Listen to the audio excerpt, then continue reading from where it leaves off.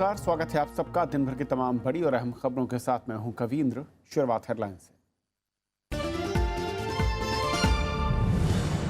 Syria पर America का हवाई हमला, रासायनिक हथियारों के इस्तेमाल के बाद कार्रवाई, रूस ने बताया आक्रमण।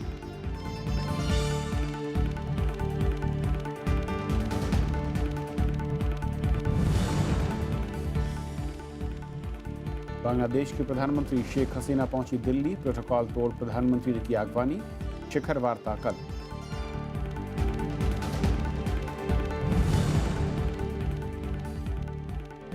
गौरक्षक मामले में सुप्रीम कोर्ट का 6 राज्यों को नोटिस, राजस्थान ने गृह मंत्रालय को सौंपी रिपोर्ट, विपक्ष ने लगाया गुमराह करने का आरोप।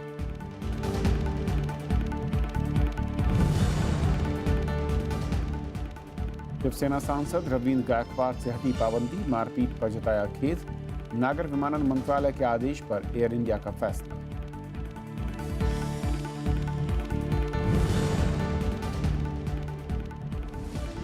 चौसठवें राष्ट्रीय फिल्म पुरस्कारों की घोषणा, मराठी फिल्म कासोशीनी ने सर्वश्रेष्ठ फिल्म, अक्षय कुमार सर्वश्रेष्ठ अभिनेता।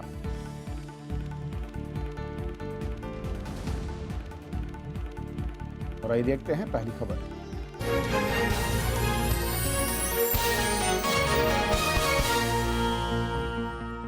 अमेरिका ने पहली बार सीरिया सरकार के खिलाफ हवाई हमले किए हैं। इसे रासायनिक हमले का जवाब माना जा रहा है। सीरिया ने कहा है कि हमले में 4 बच्चों समेत 9 लोगों की जान गई है। उधर रूस ने इस हमले को आक्रमण बताया।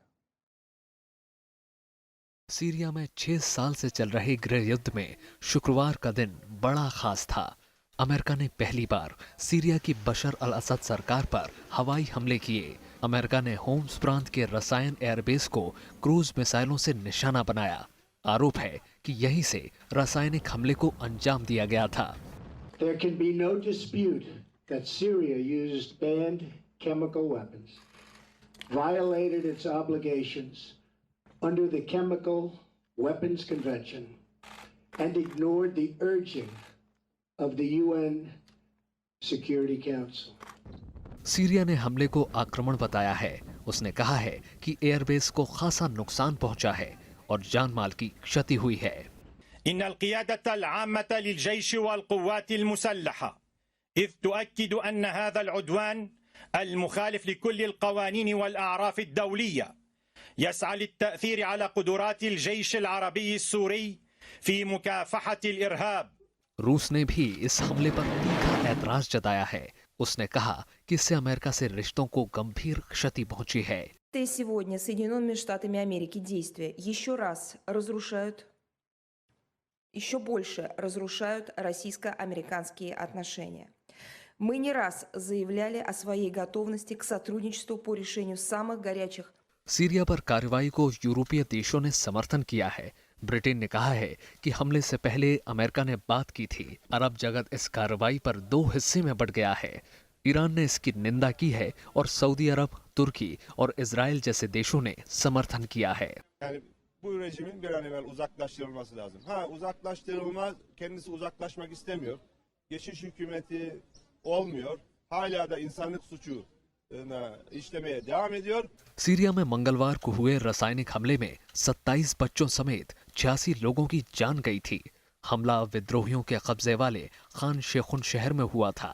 सीरिया हमले से इनकार कर रहा है। अमेरिकी हमले को ट्रंप की विदेशी नीति में नाटकीय बदलाव माना जा रहा है। राष्ट्रपति चुनाव प्रचार के दौरान ट्रंप ने सीरिया में सैन्य अभियान का विरोध किया था। Bureau report, Rajya Sabha TV. और इस बदलते घटनाक्रम पर और बातचीत करने के लिए हमारे साथ विदेश मामलों के जानकार WSH अफाद साहब हैं। सर, स्वागत है आपका। सबसे पहले तो जिस तरीके से अमेरिका ने हमला किया है, क्रूज मिसाइलों का इस्तेमाल किया है, और बिल्कुल सही कि चुनाव के वक्त यही ट्रंप साहब थे जब कहते थे कि सीरिया पर सैनिक कार्रवाई नहीं होनी चाहिए। अचानक ये जो परिवर्तन है और ये हमले हैं, ये असल में कहाँ पर ले जाते हैं सीरिया और उस पूरे रीजन को? ये देख लो, सबसे पहले जो अमेरिकन में पॉलिसी है, जो खुद डोनाल्ड ट्रंप कह रहे हैं, ये तो केओस किया था सरकारी में, मतलब अमेरिकन सरकारी है जो पहले उनकी है, वो खुद मिडिल ईस्ट के लिए, वेस्ट एशिया के सारे देश में ख़राब कर दिया था। उसके रॉन्ग पॉलिसी है। अभी तक उन्होंने खुद ये कह रहे केओस पॉलिसी भी शुरू किया था, क्योंकि जब तक आप रजीम चेंज बाय फोर्स जब तक उनकी हमला हुआ था जो पहले ओबामा एडमिनिस्ट्रेशन से, वो हम लोग सबको लोग मालूम हो गए ये तो जो वहाँ पर केमिकल वेपन से साइमन हर्ष भी लिखा जाता, सबको लिखा, विकीलीक्स भी आ गया था, ये तुर्की में लीबिया से भी आया था सीरिया के लिए और वहाँ पर उन्होंने स्टोर किया था टेररिस्ट ऑर्गेनाइजेशन से। और जब तक अमेरिकन 2013 है, जब तक ओबामा एडमिनिस्ट्रेशन कह रहे रेड लाइन क्रॉस करना ना होना चाहिए, तो सीरियन सरकारी कह रहे वो भी ब्लेम किया था सीरिया सरकार इसके पीछे है, लेकिन वहाँ पर कोई प्रूफ भी नहीं आता। और तो फिर उसके बाद ये भी शुरू हो गया था दोबारा। आप मेरे को ये समझाना पड़ेगा, अगर सीरियन सरकारी कन्वेंशनल मेथड में उन्होंने पूरा हमला जो टेररिस्ट ऑर्गेनाइजेशन तो जीत हो रहा है, रशिया के साथ है, ईरान के साथ भी है, हिजबुल्लाह भी के साथ में, मतलब काफ़ी कंट्रोल किया था, काफ़ी एरिया वापस आते सरकार के हाथ में।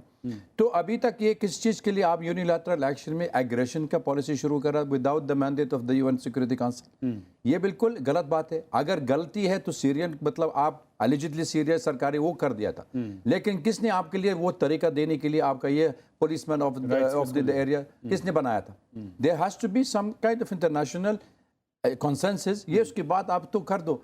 लेकिन अभी जब तक ये हमला शुरू हो गया था उसका एक ही मकसद है, सबसे पहले ये तो अभी तक उसकी बात नहीं हो रहा है, ये तो इमीडिएटली नहीं हो सकता। किसी के आर्मी एक्सपर्ट बोलो वो बात करके ये तो काफ़ी प्लान किया था, मतलब अटैक से पहले वो प्लान भी किया था। ये तो 2-3 महीने तक कम से कम मांग रहे जब तक उनके लिए क्रूज मिसाइल लॉन्च किया था। कैलिफोर्निया बहते प्रेस बटन नहीं हो सकता क्योंकि वहाँ पर रशिया भी है, वहाँ पर भी काफ़ी लोग हैं, ऐसा नहीं हो सकता। उसका प्रिपरेशन होना चाहिए, प्लानिंग की गई, प्लानिंग काफ़ी हो गया। मतलब दूसरी बात है, अगर आपके लिए इन्वेस्टिगेशन इंडिपेंडेंट इन्वेस्टिगेशन मांग रहे तो इंडिपेंडेंट इन्वेस्टिगेशन क्या होता है? तो आप पहले वो यहाँ पर एरिया जो इडलिब में गया उसके अंदर है 50,000 मिलिशिया मैन है और वहाँ पर कम से कम वहाँ पर 83 नेशनलिटी 84 नेशनलिटी है, वहाँ पर बैठे हैं सीरिया के लोग है, वहाँ पर अल नुसरा भी कंट्रोल कर रहा है। तो आपकी सोर्स ऑफ इंफॉर्मेशन किसकी बात है? सिर्फ अल नुसरा अल कायदा वाले के लोग है और कोई और है नहीं। तो फिर how can you build up your assumption on a story? जो रूस की ओर से बयान आ रहा है आधिकारिक तौर पर, उन्होंने कहा है कि जो रासायनिक हमले की बात है वो भी प्रायोजित है और उसके बाद जो हमला है ये भी एक सोची समझी साजिश के तहत है। बिल्कुल, देख लो आप, जैसे अभी उन्होंने देर जोर का पहले अमेरिकन ट्रूप वो अटैक किया था हमारे हमला सीरियन ट्रूप के लिए ऊपर, उनकी कम से कम 50 आदमी मार दिया था सोल्जर्स। उसके बाद एकदम ISIS कंट्रोल किया था आगे। अभी तक इसी हमले की बात है, ISIS और अल नुसरा फिर दोबारा शुरू किया था, सीरियन सरकार का युद्ध शुरू हो गया था इसी जगह में, क्योंकि वो काफ़ी कंट्रोल हो गया, सीरियन सरकारी है वहाँ पर है। लेकिन अभी तक देख लो, अगर आप ये कह रहे 7 एरोप्लेन 6 एरोप्लेन 9 एरोप्लेन तोड़ दिया था, बाकी हम लोग आप में मालूम है, सारी दुनिया मालूम है, रशिया का air force is already in Syria. उसका क्या मकसद होता है? They have already S-300 S-400 anti air missile. सिर्फ ये एक मैसेज भी आ गया था इसी में, जब तक इजरायली इंकर्शन सीरिया के ऊपर आ गया था है, इसी एयरपोर्ट में, इसी एयरबेस में उन्होंने एंटी एयरक्राफ्ट मिसाइल शूट किया था। तो इसलिए उन्होंने वो तो देना पड़ेगा, उसकी बात है और कुछ नहीं। American is not fighting terrorist. इसके बाद ये सीधा से बात करना चाहिए। अभी तक crown Prince of Saudi Arabia गया था है, $200 बिलियन जो प्रॉमिस किया था उन्होंने, $200 बिलियन, और अभी तक उन्होंने किंग अब्दुल्ला भी मिला था। तो अभी तक मतलब there is a sinister plan, वो बताते भी नहीं है कि हम लोग क्या करना चाहते हैं। रिजीम बदल करना चाहिए हर हालत में। तो क्या ये माना जाए कि जिस तरीके से अमेरिका ने हमला किया रूस के साथ, जो तमाम देश हैं उन लोगों जो रिएक्शन है, क्या आगे एक बड़े युद्ध की तरफ हम बढ़ते देख रहे हैं? उस पूरे एरिया में एक बड़ा संकट दिख रहा है अब। देख, भरा हो सकता अगर US के दोबारा अटैक कर रहा है, क्योंकि अभी तक रशिया से MOU तो उसको बंद कर दिया था, जो उसके साथ स्पेंड किया था, दोनों देश में जो कोऑर्डिनेट करना चाहते वो बंद कर दिया था। और रशिया भी वो भी अमेरिकन वार्निंग भी दे दिया था, ये अगर आप दोबारा कर सकते हैं हमको आपके लिए रुकना भी नहीं है। अभी किसी एयरप्लेन किसी एयरफोर्स में कोई सीरिया के अंदर आए तो हम लोग अटैक करना चाहते। तो मतलब अमेरिकन में अभी तक खुद हम लोग कितना देते नहीं, मेरे पास नहीं मिल रहा था, किसी के पास नहीं मिल रहा, हमको नहीं मालूम। अगर सिर्फ एक ही जगह में 7 या 59 टोमाहोक मिसाइल एक जगह के लिए तोड़ दिया था, इसमें नहीं हो सकता। शायद उन्होंने कोई और जगह अटैक किया था, फिर भी अगर वो डिटेल आ जाएगी तो हमको मालूम है आगे से क्या करना चाहिए रशिया के लिए, क्योंकि अभी तक सारे सीरियन एयरफोर्स में और रशिया में वहाँ पर पूरा कंट्रोल कर रहा है। और इसके लिए एंटी मिसाइल वो वहाँ पर भी स्टेशन कर दिया था, S-300 S-400। तो इसलिए अमेरिकन अगर उनके युद्ध डायरेक्ट रशिया के साथ करना चाहिए तो go for a global war, it will be on Syria. एक आखिरी सवाल सर, कि जिस तरीके के हालात हैं, शांति का कोई रास्ता दिखता है यहाँ पर? हम लोग शांति का मांग रहे थे 6 साल के लिए, हम लोग ये युद्ध हमारे लोग नुकसान हो गया, कितना लोग मर गया था, 5 लाख आदमी मर गया था, कम से कम आधा वो द पॉपुलेशन बाहर भाग गया था। तो ये मेरा मकसद है, अगर ये सारी दुनिया में प्रॉक्सी वॉर ऑन सीरिया, सारी दुनिया में लोग हमारे देश में मारते मारते वो बंदूक छोड़ने के लिए टेस्टिंग भी कर रहा है। सीरियन हैव टू रिलैक्स, शांति मांग रहे हैं हम लोग। अभी आसान था वो डिस्कशन चल रहा है वहाँ पर, जो उज़्बेकिस्तान में सारे लोग वो टेबल में आ गया था, अपोजिशन और सरकार के साथ में। दूसरी बात भी है, वो तो जिनेवा भी गया था लोग के, वहाँ पर डिस्कशन भी चल रहा, और अंदर ही सीरियन रिकॉन्सिलिएशन प्रोसेस शुरू हुआ है। तो इसलिए वहाँ पर जो लोग हैं, जब तक आपके आर्म इंडस्ट्री मतलब युद्ध रोकने के लिए क्या जरूरत पड़ी, जब तक उनकी पैसा मिलती, ड्रोन के लिए अब तक उसका पैसा भी देते सरकारी है, मार्केट है बड़ा, मार्केट में आर्म इंडस्ट्री है, वो तो फ्लरिश कर रहे, तो किसी who cares about the human loss of life. American में अभी तक 400 लोग वहाँ पर मोसुल में तोड़ दिया था सिविलियन, 200 सीरिया के ऊपर, वो खुद एक्नॉलेज किया था। आप लोग दुनिया देखते भी नहीं कि अमेरिका में क्या कह रहे हैं, वो कह रहे कोलैटरल डैमेज है। बिल्कुल, बहुत बहुत शुक्रिया सर इस पूरी बातचीत के लिए आपका। ये थी पहली खबर, छोटा सा ब्रेक, और ब्रेक के उस पार दिन भर की दूसरी बड़ी खबर।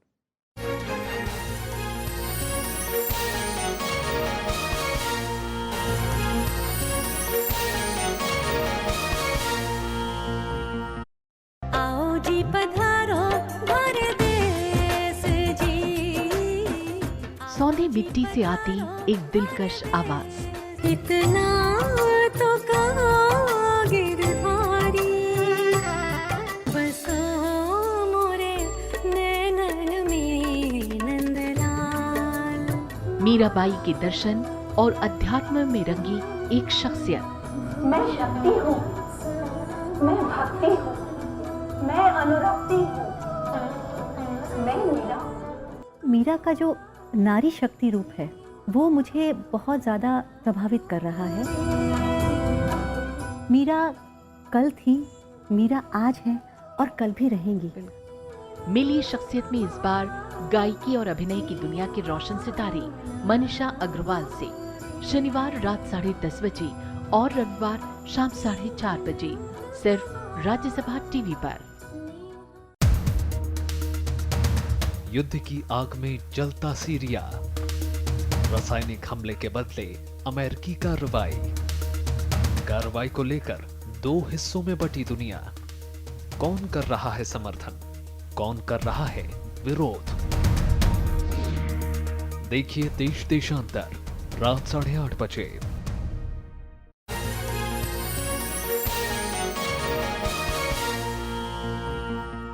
बांग्लादेश के प्रधानमंत्री शेख हसीना और प्रधानमंत्री नरेंद्र मोदी के बीच कल दिल्ली में शिखर वार्ता होगी। आज भारत पहुंचने पर प्रधानमंत्री नरेंद्र मोदी ने उनका स्वागत किया। इस दौरान दोनों देशों के बीच करीब 25 समझौते होने की उम्मीद है। वहीं तीस्ता जल बंटवारे पर भी बातचीत होगी। बांग्लादेश के प्रधानमंत्री शेख हसीना की शुक्रवार से शुरू हो रही भारत यात्रा पर सभी की निगाहें हैं। शनिवार को प्रधानमंत्री नरेंद्र मोदी से मुलाकात करेंगी। इसमें आपसी रिश्तों को और मजबूत बनाने के साथ ही तीस्ता जल बंटवारा संधि पर अहम फैसला हो सकता है। We have over the past few years made very tangible and progress in almost all areas of the bilateral relationship. This covers areas such as security, border management, power, energy, people-to-people contacts, connectivity, and so on. विदेश मंत्रालय के मुताबिक इस यात्रा के दौरान दोनों देशों के बीच करीब 20 से ज्यादा समझौतों पर दस्तखत होने की उम्मीद है। इसमें रक्षा, साइबर सुरक्षा, व्यापार, निवेश, विज्ञान, तकनीक, ICT, शिपिंग और बस सेवा पर समझौते हो सकते हैं। We are expecting to sign over 20 agreements. These are meaningful agreements in ICT, in science and technology, cyber security, defense, development partnership, trade and investment, shipping, bus services, mass media and so on. Bangladesh के प्रधानमंत्री शेख हसीना 7 अप्रैल से 10 अप्रैल तक भारत की यात्रा पर रहेंगी। इस दौरे से भारत और बांग्लादेश को आर्थिक, राजनीतिक और रणनीतिक साझेदारी बढ़ाने में मदद मिलेगी। हालांकि तीस्ता पर कोई समझौता होने की संभावना नहीं है, लेकिन पश्चिम बंगाल के मुख्यमंत्री ममता बनर्जी दिल्ली आएंगी और वे दोनों प्रधानमंत्रियों से मिलेंगी। इसलिए आगे के लिए आशा बनती है कि दोनों देशों के संबंध अच्छी दिशा में जा रहे हैं। राज्यसभा टेलीविजन के लिए कैमरा पर्सन प्रशांता के साथ दिल्ली से अखिलेश सुमन। अलवर मामले में राज्यसभा में विपक्ष ने सरकार पर सदन को गुमराह करने का आरोप लगाया है। वहीं राजस्थान सरकार ने गृह मंत्रालय को रिपोर्ट भेज दी है, जिसमें आरोपियों को पकड़ने के लिए विशेष टीम बनाने की बात कही गई है। गृहमंत्री राजनाथ सिंह इस मामले में सोमवार को संसद में जवाब दे सकते हैं। मानवाधिकार आयोग ने इस मामले में राजस्थान और केंद्र सरकार को नोटिस जारी किया है। राज्यसभा में शुक्रवार को भी अलवर की घटना का मुद्दा उठा। नेता विपक्ष गुलाम नबी आजाद ने कहा कि संसदीय कार्य राज्य मंत्री ने सदन को गुमराह करने की कोशिश की है। थप्पड़ अगर एक दूसरे को कोई मारे तो उसकी रिमांड होती है 14 दिन के लिए, और ये कत्ल के लिए रिमांड 1 दिन की होती है। तो उसका मतलब शुरू से ही नियत है इस केस को खत्म करने की। तो मेरा एक तो सरकार ये बता दे, हमारे माननीय मंत्री ने सदन को कल गुमराह किया है और आपने कल डायरेक्शन दी थी, आपका बहुत हम धन्यवाद करते हैं कि माननीय गृह मंत्री जी यहाँ आके स्टेटमेंट दे दे। संसदीय कार्य राज्य मंत्री मुख्तार अब्बास नकवी ने विपक्ष के आरोपों को खारिज किया। उन्होंने कहा कि उन्होंने अलवर नहीं बल्कि उत्तर प्रदेश और गुजरात समेत दूसरे राज्यों में इस तरह की घटनाओं से इनकार किया था। FIR लॉन्च करके 6 लोगों को के खिलाफ की गई है, कानूनी प्रावधानों के तहत कार्रवाई हो रही है, क्योंकि हमने कल भी कहा था ये एक संवेदनशील मुद्दा है और संवेदनशील मुद्दा है। राजस्थान की सरकार जो कानूनी प्रावधान है उसके तहत कड़े कदम और कड़े कानूनी प्रावधानों के तहत कार्रवाई कर रही है। इसलिए ऐसे संवेदनशील मुद्दे को हम सबको संवेदनशीलता के साथ डील करना चाहिए। इधर सुप्रीम कोर्ट में गौरक्षा के नाम पर पिछले दिनों हुई हिंसक घटनाओं पर दायर याचिका पर सुनवाई हुई। इस दौरान याचिकाकर्ता ने अलवर की घटना का मामला उठाया। सुप्रीम कोर्ट ने ऐसे मामलों पर राजस्थान के अलावा गुजरात, महाराष्ट्र, उत्तर प्रदेश, झारखंड और कर्नाटक को नोटिस जारी किया और 3 हफ्तों में जवाब मांगा है। हुड़दंग मचा हुआ है। गौरक्षा के नाम पर कुछ ऐसे असामाजिक तत्व सामने आना शुरू हो गए हैं और जब उन पर कोई कार्रवाई होती है और वो एक राजनीतिक शेल्टर लेकर निकल जाते हैं। इस बीच राजस्थान सरकार ने अलवर मामले में केंद्रीय गृह मंत्रालय को रिपोर्ट भेज दी है। इसमें कहा गया है कि इस मामले की जांच और आरोपियों को पकड़ने के लिए विशेष टीम बनाई गई है। शुरुआती रिपोर्ट में कहा गया है कि पुलिस ने तुरंत कार्रवाई करते हुए घायलों को अस्पताल पहुंचाया। साथ ही FIR दर्ज कर अब तक 3 लोगों को गिरफ्तार किया गया है। अलवर में 1 अप्रैल को गौ तस्करी के आरोप में कुछ लोगों के साथ बुरी तरह मारपीट की गई थी। इसमें पहलू खान नाम के एक शख्स की मौत हो गई। कृति मिश्रा, राज्यसभा टीवी। प्रधानमंत्री फसल बीमा योजना का लाभ बटाईदार और ठेके पर जमीन लेकर खेती करने वाले भी उठा सकते हैं। राज्यसभा में कृषि मंत्री राधा मोहन सिंह ने आज ये जानकारी दी। सरकार ने यह भी कहा है कि ये लाभ तब मिलेगा जब जमीन मालिक के साथ लिखित करार किया जाए। खेती पर बढ़ते संकट के बीच सरकार ने प्रधानमंत्री फसल बीमा योजना से जुड़े नियमों को स्पष्ट किया है। प्रश्नकाल के दौरान सरकार ने बताया कि योजना में बटाईदारों और ठेके पर जमीन लेकर खेती करने वालों को शामिल करने का प्रावधान है।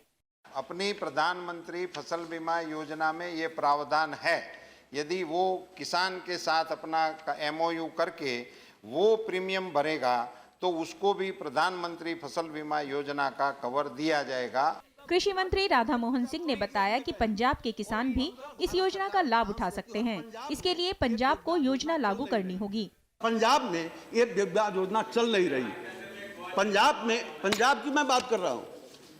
पंजाब के अंदर ये बीमा योजना यदि चलती रहती, उनका नुकसान का आंकड़ा आया होता तो हमने कितनी राशि दी इसका इसमें जिक्र होता है। देश में 1/4 से अधिक खेती बटाईदारों के जरिए होती है। इसमें वो सारा जोखिम उठाते हैं, लेकिन सरकारी लाभ तक उनकी पहुंच कम है। खेती करने का खर्च बढ़ने से कई बटाईदार कर्ज में डूब जाते हैं और फिर आत्महत्या कर लेते हैं। देश में आत्महत्या करने वाले 90% से ज्यादा किसान यही हैं। कृति मिश्रा, राज्यसभा टीवी। आयकर अधिकारियों ने आज तमिलनाडु के स्वास्थ्य मंत्री C विजयभास्कर के घर और प्रतिष्ठानों की तलाशी ली। PTI के मुताबिक राज्य में 23 जगहों पर तलाशी अभियान चला, जिनमें मेडिकल प्रोफेशनल, दवा कंपनियां और उनके अधिकारी शामिल हैं। इस काम में आयकर विभाग के 100 अधिकारी शामिल हुए। एक विधायक के खिलाफ भी तलाशी हुई। आयकर अधिकारियों के मुताबिक ये तलाशी कर चोरी से जुड़े मामलों से है और इसमें साथ ही अन्ना द्रमुक पार्टी पर RK नगर विधानसभा उपचुनाव में पैसे बांटने का आरोप भी है। उपचुनाव 12 अप्रैल को होना है। यहाँ से पार्टी के उप महासचिव TTV दिनाकरन उम्मीदवार हैं। एयर इंडिया ने शिवसेना के सांसद रविंद्र गायकवाड़ से पाबंदी हटा ली है। कंपनी ने बताया कि नागर विमानन मंत्री से लिखित आदेश मिलने के बाद यह फैसला लिया गया। दरअसल सांसद ने कल नागर विमानन मंत्री अशोक गजपति राजू को चिट्ठी लिखकर कर्मचारी के साथ बुरे बर्ताव पर खेद जताया था और इससे पहले आज सुबह ही एयर इंडिया ने उनका टिकट रद्द किया था। 24 मार्च को गायकवाड़ ने पुणे से दिल्ली आते वक्त एयर इंडिया के कर्मचारी के साथ मारपीट की थी और इसके बाद उनकी हवाई यात्रा पर पाबंदी लगाई गई थी। अच्छा, मिस्टर गायकवाड़ जी ने अपॉलजी टेंडर किया मिनिस्ट्री का और honourable minister of civil aviation का। So accordingly we got the directive from the ministry to withdraw the guidelines is there. Maharashtra Vidhan Sabha ने आज 10 और विधायकों का निलंबन वापस ले लिया। राज्य के संसदीय कार्य मंत्री गिरीश बापट इस बारे में विधानसभा में उन्होंने प्रस्ताव रखा जिसे ध्वनिमत से मंजूर किया गया। इसमें कांग्रेस के 5 और एनसीपी के 5 विधायक हैं। इससे पहले 1 अप्रैल को 9 विधायकों का निलंबन रद्द किया गया था। 22 मार्च को 19 विधायकों को सस्पेंड किया गया था, जिनमें से 10 एनसीपी के और 9 कांग्रेस के विधायक थे।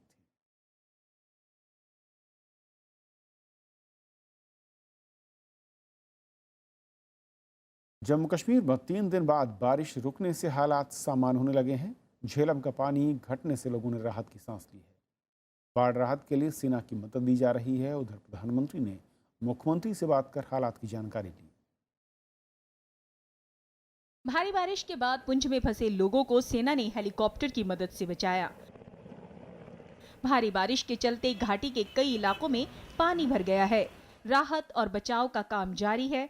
हालांकि बीती रात बारिश रुकने से झेलम में पानी घटने लगा है। इससे बाढ़ के हालात सुधरने लगे हैं। गुरुवार को झेलम खतरे के निशान से ऊपर बह रही थी। बहुत कम बारिश हुआ है तो ओवरऑल इम्प्रूवमेंट आया है काफ़ी। पिछले जो 3 दिन में जो सूरत हाल पैदा हुई थी बारिश की वजह से, तो बहुत इम्प्रूवमेंट आया है। तो आने वाले दिनों में भी हमारा जो फोरकास्ट है वो ऐसे ही रहेगा। ड्राई है फिलहाल 12-13 अप्रैल तक। तो आज थोड़ा सा लाइट ड्रिजलिंग टाइप का रहेगा, लाइट रेनफॉल। तो इसमें कोई पैनिक होने की ज़रूरत नहीं है लोगों को। जम्मू कश्मीर के हालात पर प्रधानमंत्री नरेंद्र मोदी ने मुख्यमंत्री महबूबा मुफ्ती से बात की। उन्होंने हर मुमकिन मदद का भरोसा दिलाया। भूस्खलन के चलते जम्मू श्रीनगर राष्ट्रीय राजमार्ग शुक्रवार को भी बंद रहा। उधमपुर की जेडी में तकरीबन 2,500 से 3,000 ट्रक्स जो बड़े ट्रक्स हैं खड़े हैं। इवन मजालता में तकरीबन 200 से 250 ट्रक्स खड़े हैं। चनैनी कुद के आसपास भी कुछ गाड़ियां फंसी हुई हैं।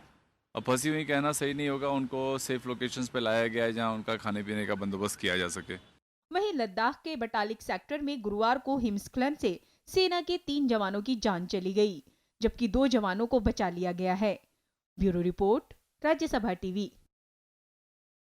इस साल के राष्ट्रीय फिल्म पुरस्कार का आज ऐलान कर दिया गया है। मराठी फिल्म कासव को सर्वश्रेष्ठ फिल्म चुना गया। फिल्म रुस्तम के लिए अक्षय कुमार को सर्वश्रेष्ठ अभिनेता पुरस्कार दिया जाएगा। वहीं सुरभि सीएम को सर्वश्रेष्ठ अभिनेत्री चुना गया। फिल्मकार प्रियदर्शन की अध्यक्षता वाली जूरी ने 64वें राष्ट्रीय फिल्म पुरस्कार का आज ऐलान किया। इसमें मराठी फिल्म कासव को सर्वश्रेष्ठ फिल्म चुना गया है। वहीं राजेश मापुस्कर को उनकी मराठी फिल्म वेंटिलेटर के लिए सर्वश्रेष्ठ निर्देशक चुना गया है। नानावटी केस पर बनी फिल्म रुस्तम में बेहतरीन अदाकारी के लिए अक्षय कुमार को सर्वश्रेष्ठ अभिनेता पुरस्कार से सम्मानित किया जाएगा। नीरजा भनोट के जीवन पर बनी फिल्म नीरजा को सर्वश्रेष्ठ हिंदी फिल्म का पुरस्कार मिला है।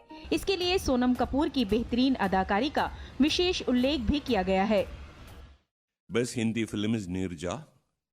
Producer is Foxstar Studios India Private Limited and Ram Madhwani is the director. Best Bengali film Visarjan and producer Mrs. Opera and Kaushik Ganguly is the director. Surabhi CM को Malayalam film Minnaminungu the firefly में निभाए उनके किरदार के लिए सर्वश्रेष्ठ अभिनेत्री चुना गया है। वहीं तेलुगु फिल्म साथम नाम भक्ति को लोकप्रिय फिल्म चुना गया है। जायरा वसीम को दंगल फिल्म में बेस्ट सपोर्टिंग एक्ट्रेस का अवार्ड मिला है। शुरुआत इन्ना करी थी पापा, मना कुतिया कह रहा था बबीता ना कमीनी। मराठी फिल्म दशक्रिया के लिए मनोज जोशी को सर्वश्रेष्ठ सहायक अभिनेता चुना गया। वहीं फिल्म पिंक को सामाजिक मुद्दों पर बनी सर्वश्रेष्ठ फिल्म चुना गया है। नागेश कुकनूर की फिल्म धनक को बच्चों के लिए सबसे अच्छी फिल्म चुना गया है। बस चाचा, अब और झूठ नहीं। फिल्म शिवाय को बेस्ट स्पेशल इफेक्ट अवार्ड मिला है। Bureau report, Rajya Sabha TV. Himachal Pradesh के धर्मशाला क्रिकेट स्टेडियम में कल सांसदों और मुंबई के सिने स्टार के बीच क्रिकेट मैच होगा।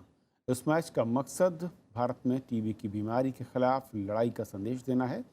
इसमें अनुराग ठाकुर, राजीव प्रताप रूड़ी, टीम इंडिया के पूर्व कप्तान मोहम्मद अजरुद्दीन, राजीव शुक्ला समेत कई नेता और सांसदों की टीम होगी। वहीं मुंबई हीरो टीम में सुहेल खान, सोनू सूद, आफ्ताब शिवदासानी, रोहित रॉय, बॉबी देओल जैसे बॉलीवुड के कलाकार शामिल होंगे। ये मैच शाम 4 बजे से खेला जाएगा।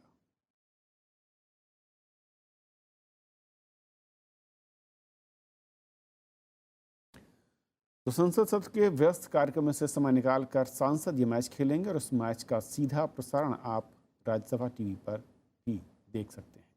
फिलहाल इस बुलेटिन में इतना ही। नमस्कार।